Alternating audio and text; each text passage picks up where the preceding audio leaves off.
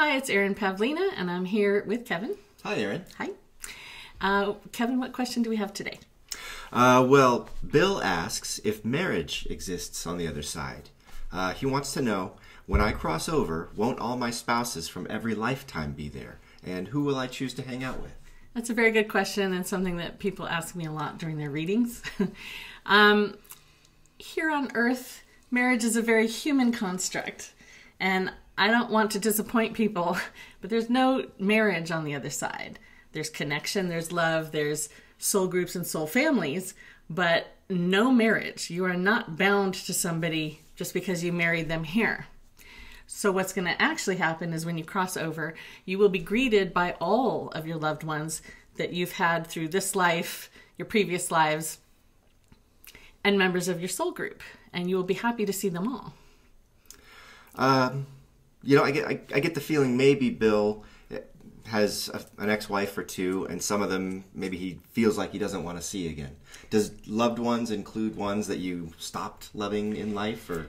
Yeah, two things about that. So people are very different on the other side. So how you knew them here is not necessarily going to be how they are there. Think of the actor playing the role, and maybe he's a villain here.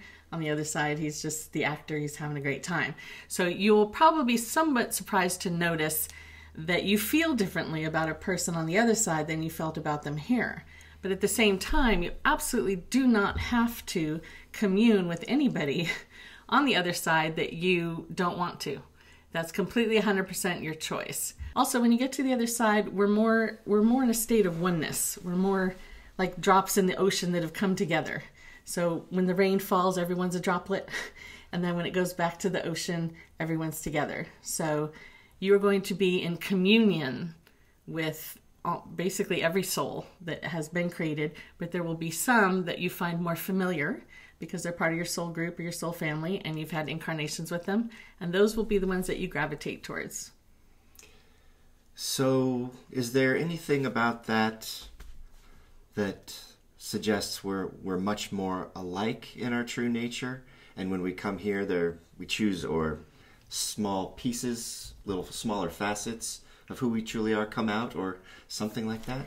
I would say so. Definitely, to go back to the actor analogy, you have an actor and he's playing a role, and then in his next film he's playing a completely different role. So when we come here, different aspects of us will emerge based on how we were raised and things like that, and choices that we make. So yeah, people will be very different.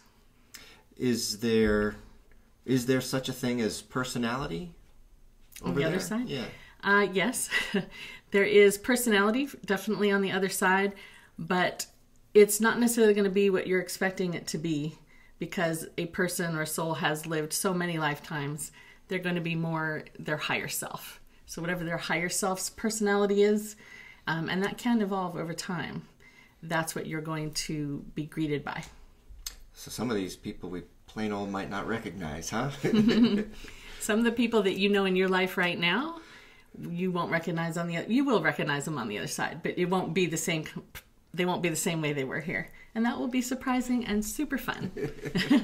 Thank you, Bill, for the question. It was a good one.